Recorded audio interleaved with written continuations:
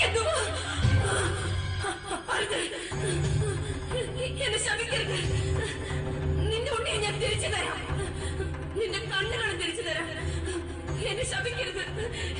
എന്നെ ശപിക്കരുത്. എന്നെ ശപിക്കരുത്.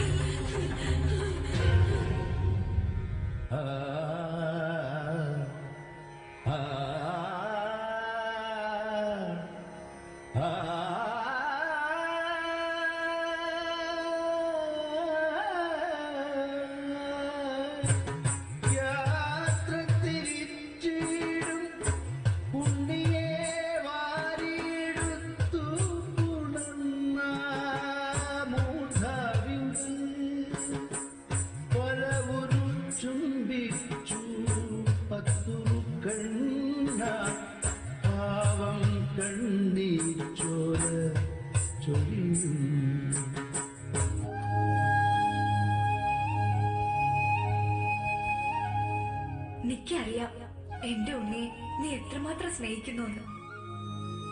എല്ലാ വർഷവും മകരക്കൊയ്ത്ത് കഴിയുമ്പോ നീ വരണം. എന്റെ ഉണ്ണിയെ കാണാനും അവൻ ആനന്ദം പകരാനും ഞങ്ങൾക്ക് മംഗളേകാനും.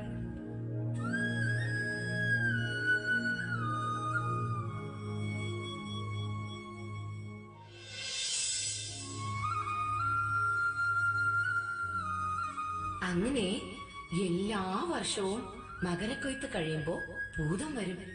പക്ഷേ ഉണ്ണിയുടെ വീട് ഏതെന്ന് ചോദിക്കാൻ പാവം ഭൂതം മറന്നുപോയി. നങ്ങേലിയാണെ പറഞ്ഞതുമില്ല.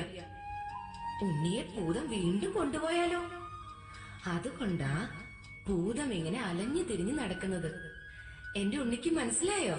പാവം ഭൂതം അല്ലേ അമ്മ?